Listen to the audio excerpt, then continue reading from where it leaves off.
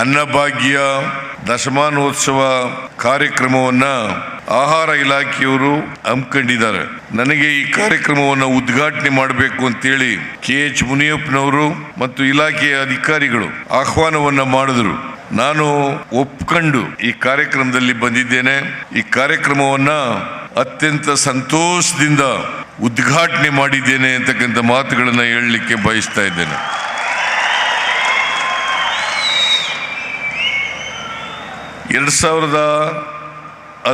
ಮೇ 13 ಅವತ್ತು ಜಗಜ್ಯೋತಿ ಬಸವಣ್ಣವರ ಜನ್ಮದಿನ. ಆ ಜನ್ಮದಿನದಂದು ನಾನು ಪ್ರಮಾಣ ವಚನ ಸ್ವೀಕಾರ ಮಾಡಿ ಮುಖ್ಯಮಂತ್ರಿ ಆದೆ.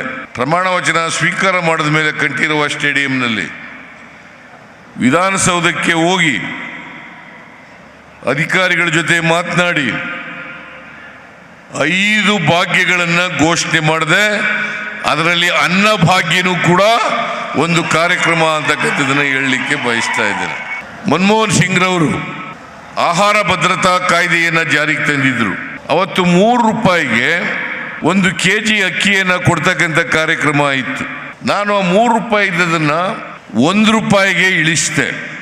ಫಲಾನುಭವಿಗಳಿಂದ 1 ರೂಪಾಯಿಯನ್ನು ಶೇಖರಣೆ ಮಾಡಿ 5 kg ಅಕ್ಕಿಯನ್ನು ಕೊಡ್ತಕ್ಕಂಥ ಕಾರ್ಯಕ್ರಮವನ್ನು ಜಾರಿಗೆ ತಗೊಬಂದು, ಅದಾದ ಕೆಲವು ವರ್ಷಗಳ ನಂತರ 5 kg 1 ರೂಪಾಯಿ ತಗೊಳ್ಳದಿದ್ದನ್ನು ಕೂಡ ಫ್ರೀಯಾಗಿ ಕೊಡಬೇಕು. ಯಾಕಂತಂದ್ರೆ ಕರ್ನಾಟಕವನ್ನ ಹಸಿವು ಮುಕ್ತ ರಾಜ್ಯವನ್ನಾಗಿ ಮಾಡಬೇಕು. ಯಾರೂ ಕೂಡ ಹಸಿದು ಮಲಗಬಾರದು. ಕೇವಲ ಕೆಲವರು ಮಾತ್ರ ಈ ರಾಜ್ಯದಲ್ಲಿ ಹೊಟ್ಟೆ ತುಂಬಿಸ್ಕೊಳ್ತಕ್ಕಂಥ ಕೆಲಸ ಆಗಬಾರದು. ಯಾರಿಗೆ 2 ಹೊತ್ತು ಊಟ ಇಲ್ಲ ಅವರು ಕೂಡ 2 ಹೊತ್ತು ಊಟ ಮಾಡಲೇಬೇಕು ಅಂತೇಳಿ ಯಾರ್ಯಾರು ಬಡತನದ ರೇಖೆಯಿಂದ ಕೆಳಗಡೆ ಇದ್ದಾರೆ, ಅಂತ್ಯೋದಯ ಕಾರ್ಡ್ಗಳನ್ನು ಹೊಂದಿದ್ದಾರೆ, ಅವರೆಲ್ಲರಿಗೂ ಕೂಡ ಅನ್ನಭಾಗ್ಯ ಕಾರ್ಯಕ್ರಮದ ಮೂಲಕ 5 kg ಅಕ್ಕಿಯನ್ನು ಕೊಡ್ತಕ್ಕಂಥ ಕಾರ್ಯಕ್ರಮವನ್ನು ಜಾರಿಗೆ ತಗೊಬಂದು ಯಾರು ಕೂಡ 1 ರೂಪಾಯಿ ಕೊಡಬೇಕಾಗಿರಲಿಲ್ಲ. ಅದಾದ ಮೇಲೆ 5 kgಯಿಂದ 7 kgಗೆ ಹೆಚ್ಚು ಮಾಡಿದೆ. 7 kg ಅಕ್ಕಿಯೂ ಕೂಡ 1 ರೂಪಾಯಿ ಕೊಡಬೇಕಾಗಿರಲಿಲ್ಲ. ನಾನು ಅನ್ನಭಾಗ್ಯ ಕಾರ್ಯಕ್ರಮವನ್ನು ಜಾರಿಗೆ ಕೊಟ್ಟಾಗ ಬಹಳ ಜನ ಕುಹುಕದ ಮಾತುಗಳನ್ನು ಆಡಿದ್ರು. ಅಸೆಂಬ್ಲಿನಲ್ಲಿ ಉತ್ತರ ಕೊಟ್ಟೆ. ನಾನು BJP MLA ಇದ್ರು. ಅವ್ರು ಹೇಳಿದ್ರು, ಸಿದ್ದರಾಮಯ್ಯನವರೇ, ನೀವು ಅನ್ನಭಾಗ್ಯ ಕಾರ್ಯಕ್ರಮ ಕೊಟ್ಟು ಉಚಿತವಾಗಿ ಅಕ್ಕಿ ಕೊಟ್ಟು ಬಡವರನ್ನ ಸೋಮಾರಿಗಳನ್ನಾಗಿ ಮಾಡಿದ್ರಿ. ಕಾರ್ಮಿಕರು ಈಗ ನಮ್ಗೆ ಯಾರು ಸಿಗ್ತಾ ಇಲ್ಲ ಅಂತ ಹೇಳಿ ವಿಧಾನಸಭೆಯಲ್ಲಿ ಮಾತನಾಡಿದ್ರು. ನಾನು ಅವ್ರಿಗೆ ಉತ್ತರ ಏನಂತ ಕೊಟ್ಟೆ ಅಂತಂದ್ರೆ, ಈ ದೇಶದಲ್ಲಿ ಕಾಯಕ ಮಾಡಿ ಜೀವನ ಮಾಡ್ತಕ್ಕಂಥವ್ರು ಬಡವರಾಗಿದ್ದಾರೆ. ಯಾರು ಆಹಾರದ ಉತ್ಪಾದನೆಯನ್ನು ಮಾಡ್ತಾರೆ ಅವರೆಲ್ಲರೂ ಕೂಡ ಕಾಯಕ ಜೀವಿಗಳು. ಈ ಕಾಯಕ ಜೀವಿಗಳು ಯಾವುದೇ ಕಾರಣಕ್ಕೆ ಹಸಿದು ಮಲಗಬಾರದು. ನಾನು ಹೇಳಿದೆ ಅವರಿಗೆ, ಗುರುಪಾದಪ್ಪ ನಾಗಮಾರ್ಪಲ್ಲಿ ಅವರಿಗೆ ಹೇಳಿದೆ, ನೋಡ್ರಿ, ಅವ್ರನ್ನ ಸೋಮಾರಿಗಳು ಅಂತ ಹೇಳಬೇಡಿ, ಕೆಲ್ಸಕ್ಕೆ ಬರಲ್ಲ ಅಂತ ಹೇಳಬೇಡಿ. ಅವರು ಕೆಲ್ಸಕ್ಕೆ ಬರದೇ ಹೋದ್ರೆ ಬೇಡ, ನೀವು ಕೆಲಸ ಮಾಡಿ, ನೀವೊಂದಷ್ಟು ದಿನ ಕೆಲಸ ಮಾಡಿ, ಅವರು ಪಾಪ ರೆಸ್ಟ್ ತಗೊಳ್ಳಿ ಅಂತ ಹೇಳಿದೆ ನಾನು. ಇಲ್ಲಿವರೆಗೆ ಕೆಲಸ ಮಾಡಿ ಮಾಡಿ ಮಾಡಿ ನೀವೆಲ್ಲರೂ ಕೂಡ ಆರಾಮಾಗಿದ್ದೀರಿ. ನೀವು ಕೆಲಸ ಮಾಡ್ರಿ, ಹೋಗಿ ಆ ಬಡವರು ರೆಸ್ಟ್ ತಗೊಳ್ಳಿ ಅಂತ ಹೇಳಿದೆ. ಅವ್ರಿಗೆ ಉಸಿರೇ ಇಲ್ಲದಾಗಾಯಿತು. ಅನೇಕ ಭಾಗ್ಯಗಳನ್ನು ಕೊಟ್ಟರು ಕೂಡ, ಅನ್ನಭಾಗ್ಯ, ಕ್ಷೀರಭಾಗ್ಯ, ಕೃಷಿ ಭಾಗ್ಯ, ಇಂದಿರಾ ಕ್ಯಾಂಟೀನ್,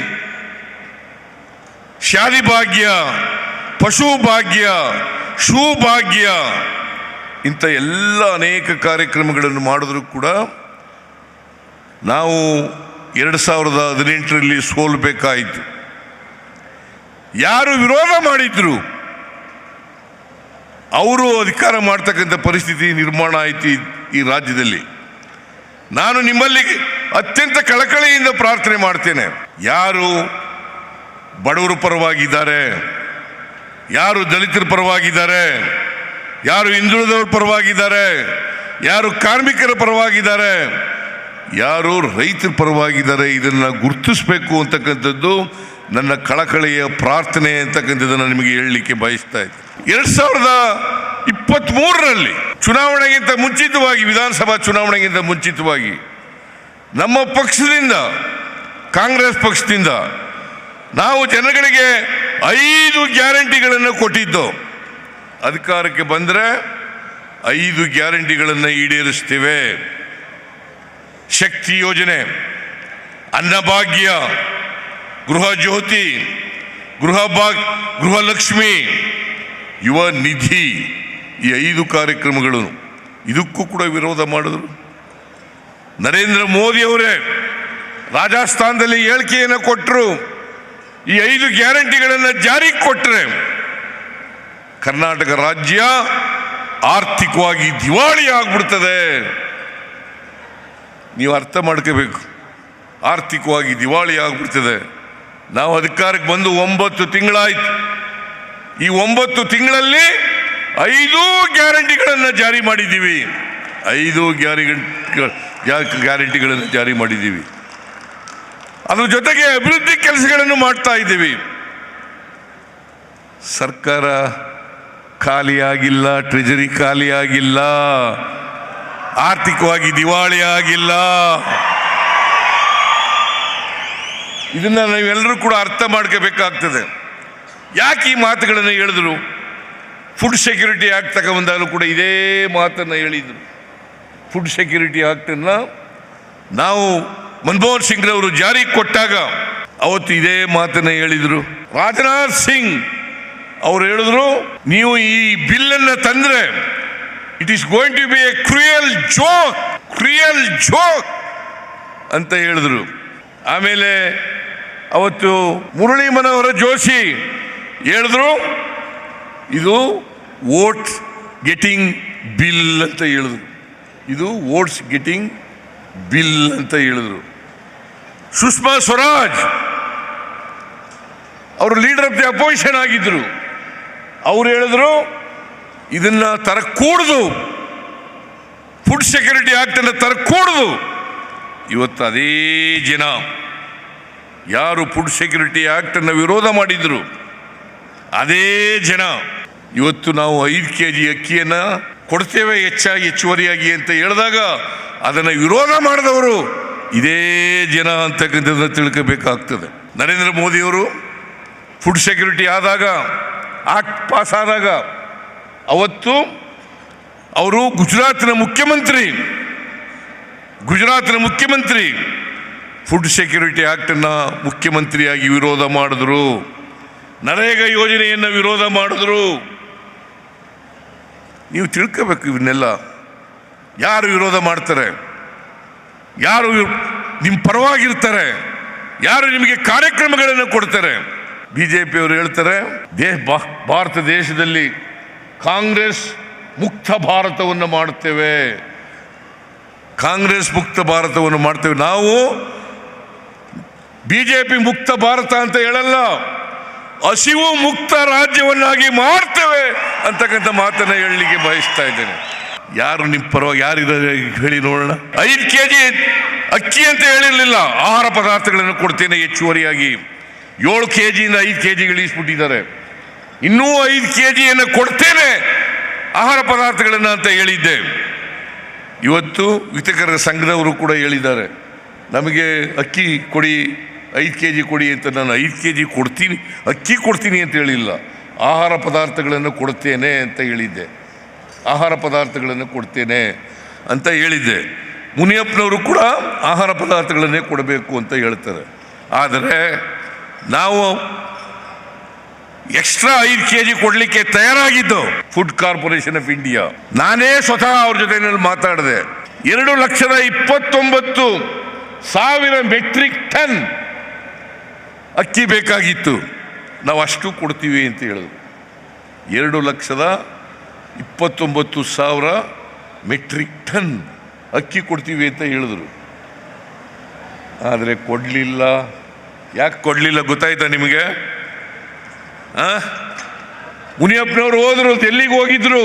ಪಿಯೂಷ್ ಗೋಯಲ್ ಅವರನ್ನು ಭೇಟಿ ಮಾಡಿದ್ರು. ಭೇಟಿ ಮಾಡಿ ಅಕ್ಕಿ ಕೊಡಿಸ್ರಿ, ಫುಡ್ ಕಾರ್ಪೊರೇಷನ್ ಆಫ್ ಇಂಡಿಯಾದಿಂದ ಅಕ್ಕಿ ಕೊಡಿಸಿ, ಪುಕ್ಕಟೆ ಕೊಡಬೇಡಿ, ದುಡ್ಡು ಕೊಡ್ತೀವಿ, ನಮಗೆ ಬೇಕಾದಷ್ಟು ಅಕ್ಕಿ ಕೊಡಿ. ಒಪ್ಕೊಂಡು ಪಿಯೂಷ್ ಗೋಯಲ್ ಹೇಳಿದ್ರು ಅಂತೇಳಿ, ನರೇಂದ್ರ ಮೋದಿ ಅವರು ಹೇಳಿದ್ರು ಅಂತೇಳಿ, ಅಮಿತ್ ಶಾ ಹೇಳಿದ್ರು ಅಂತೇಳಿ ಒಪ್ಕೊಂಡು ಅಕ್ಕಿ ಕೊಡಲಿಲ್ಲ. ಒಪ್ಕೊಂಡು ಅಕ್ಕಿ ಕೊಡಲಿಲ್ಲ.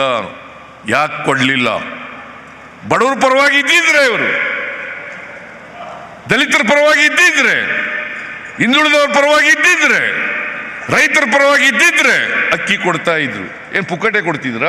34 ರೂಪಾಯಿ 1 kg ಅಕ್ಕಿಗೆ. 34 ರೂಪಾಯಿ ಕೊಡ್ತೀವಿ. 5 kg ಅಕ್ಕಿ ಪ್ರತಿಯೊಬ್ಬರಿಗೂ ಕೊಡಬೇಕು ನಾವು. 2,29,000 ಮೆಟ್ರಿಕ್ ಟನ್ ಅಕ್ಕಿಯನ್ನ ಕೊಡಿ. ರಾಜಕೀಯ ಮಾಡಿ ಅಕ್ಕಿ ಸಿಕ್ಕಬಾರ್ದಾಗ ಮಾಡಿಬಿಟ್ರು. ಫುಡ್ ಕಾರ್ಪೊರೇಷನ್ ಇಂಡಿಯಾದವರು ಪಿಯೂಷ್ ಗೋಯಲ್ ಅವರ ಮಾತು ಕೇಳಿ ಅಕ್ಕಿ ಕೊಡಲಿಲ್ಲ. ಯಾರು ಕೊಡಲಿಲ್ಲ? ಬಿಜೆಪಿ ಸರ್ಕಾರ ಕೊಡಲಿಲ್ಲ. ನೀವು ಇದನ್ನ ತಿಳ್ಕೋಬೇಕು. ಬಿಜೆಪಿ ಸರ್ಕಾರ ಕೊಡಲಿಲ್ಲ. ನಾವು ಕೊಟ್ಟ ಮಾತಿನಂತೆ ನಡ್ಕೋಬೇಕು ಅಂತೇಳಿ 5 kg ಅಕ್ಕಿಗೆ ತಗಲ್ತಕ್ಕಂಥ 34 ರೂಪಾಯಿನಂತೆ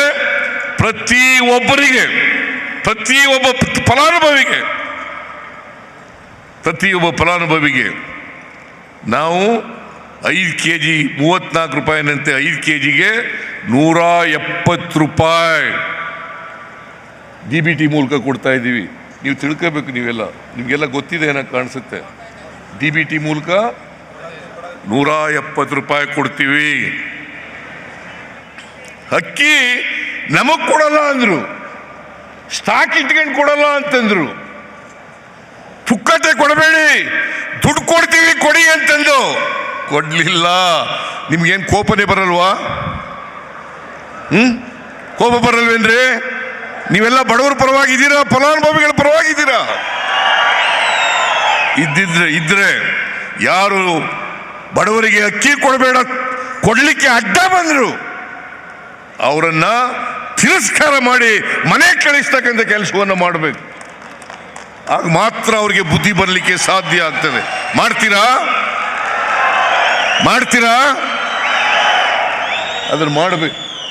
ಯಾರು ನಿಮ್ಮ ವೈರಿಗಳು? ಯಾರು ನಿಮ್ಮ ಪರವಾಗಿರೋರು? ಯಾರು ನಿಮ್ಮ ಹಿತ ಬಯಸತಕ್ಕಂಥವ್ರು? ಯಾರು ನಿಮಗೆ ಅಪೌಷ್ಟಿಕತೆಯಿಂದ ಹೊರಗಡೆ ಬರಬೇಕು ಅಂತೇಳಿ ಹಸುಮುಕ್ತ ರಾಜ್ಯವನ್ನಾಗಿ ಮಾಡಬೇಕು ಅಂತೇಳಿ ಮಾಡ್ತಕ್ಕಂಥವ್ರು ಯಾರು? ನಿಮ್ಮ ತಲೆಯಲ್ಲಿ ಇರಬೇಕು. ನೀವೆಲ್ಲರೂ ಕೂಡ ಬಡವರ ಪರವಾಗಿದ್ದೀರಿ ಅಂತೇಳಿ ನಂಬ್ಕೊಂಡಿದ್ದೀನಿ. ಬಡವರು ಯಾರು ಹಸಿವಿನಿಂದ ನರಳ್ತಾ ಇದ್ದಾರೆ ಅವ್ರ ಪರವಾಗಿದ್ದೀರಿ ಅಂತ ಅನ್ಕೊಂಡಿದ್ದೀನಿ. ಈ ದಶಮಾನೋತ್ಸವ ಆಚರಣೆ ಮಾಡ್ತಾ ಇದ್ದೀವಿ. 10 ವರ್ಷ ಆಯ್ತು. 10 ವರ್ಷ ಆಯ್ತು. ಇದನ್ನು ಯಾರು ನಿಲ್ಸಕ್ಕೆ ಸಾಧ್ಯ ಆಗಲ್ಲ.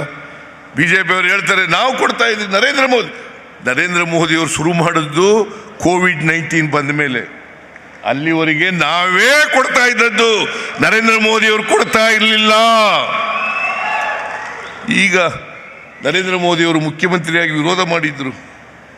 ಈಗ ಬಡವರ ಬಗ್ಗೆ ಮಾತಾಡ್ತಾರೆ. ಇದೇ ಗ್ಯಾರಂಟಿಗಳನ್ನು ಕೂಡ ವಿರೋಧ ಮಾಡಿದ್ರು. ಈಗ ನಮ್ಮ ಗ್ಯಾರಂಟಿನೇ ಕದ್ಬಿಟ್ಟಿದ್ದಾರೆ. ಈಗ ಮೋದಿ ಗ್ಯಾರಂಟಿ ಯಾರು ವಿರೋಧ ಮಾಡಿದ್ರು ಅವರೇ ಈಗ ಮೋದಿ ಗ್ಯಾರಂಟಿ. ಯಾಕಂತಂದರೆ ಬಡವರು ಓಟು ಬೇಕಲ್ಲ, ದಲಿತರು ಓಟು ಬೇಕಲ್ಲ, ಹಿಂದುಳಿದವರು ಓಟು ಬೇಕಲ್ಲ, ಅಲ್ಪಸಂಖ್ಯಾತರು ಓಟು ಬೇಕಲ್ಲ, ಕಾರ್ಮಿಕರು ಓಟು ಬೇಕಲ್ಲ, ಮಹಿಳೆಯರು ಓಟು ಬೇಕಲ್ಲ. ಇವತ್ತು ಮಹಿಳೆಯರಿಗೆ ಶಕ್ತಿ ತುಂಬಲಿಕ್ಕೋಸ್ಕರ ಶಕ್ತಿ ಯೋಜನೆ ಕಾರ್ಯಕ್ರಮವನ್ನು ಜಾರಿ ಕೊಟ್ಟಿದ್ದೀವಿ.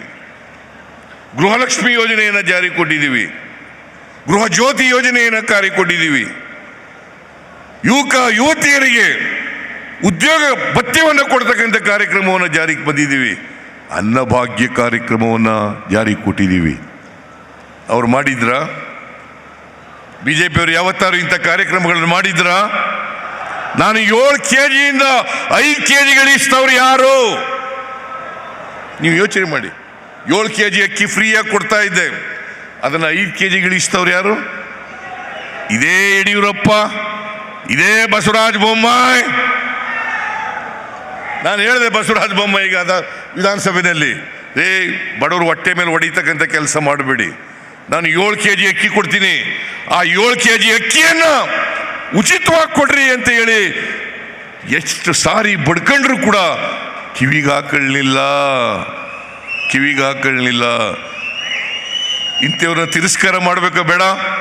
ಇದನ್ನ ಹೇಳಿ ಆಮೇಲೆ ಈ ವಿತರಕರು ಒಂದು ಬೇಡಿಕೆಯನ್ನು ಇಟ್ಟಿದ್ದಾರೆ.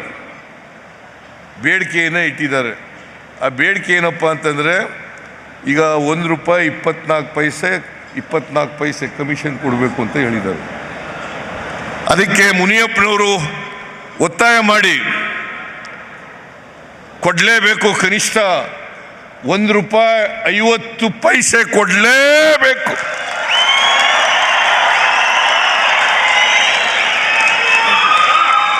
₹1.50 ಕೊಡಲೇಬೇಕು ಅಂತ ಹೇಳಿದ್ದಾರೆ.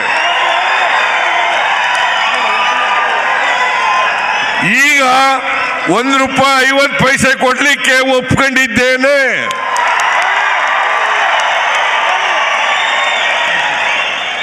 ₹1.50 ಕಮಿಷನ್ ಇನ್ನು ಮೇಲೆ ಆಗ್ಬೋದಾ?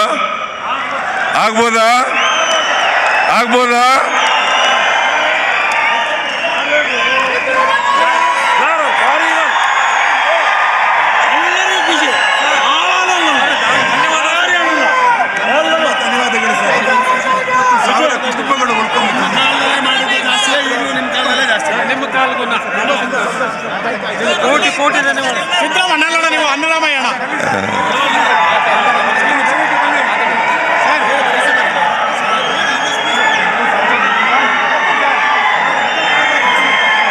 ನಿಮಗೆ ಯಾಕಂತಂದ್ರೆ ನಾನು ಹಳ್ಳಿಯಿಂದ ಬಂದವನು. ಬಹಳ ಜನ ಯುವಕರು, ರೈತರು, ಬಡವರು, ದಲಿತರು ಈ ವಿತರಕರಾಗಿದ್ದಾರೆ. ಇವರಿಗೆ ಕಮಿಷನ್ ಬಹಳ ಕಡಿಮೆ ಇತ್ತು, ಅದರಿಂದ ಜೀವನ ಮಾಡಲಿಕ್ಕೆ ಕಷ್ಟ ಆಗ್ತದೆ ಅಂತ ಹೇಳಿದ್ರು. ಅದಕ್ಕೋಸ್ಕರ ₹1.24 ಪೈಸೆಯಿಂದ ₹1.50 ಏರಿಸಿದ್ದೇವೆ.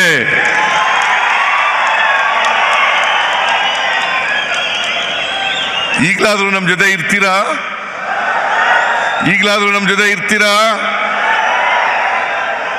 ನಿಮ್ಮೆಲ್ರಿಗೂ ನಮಸ್ಕಾರ.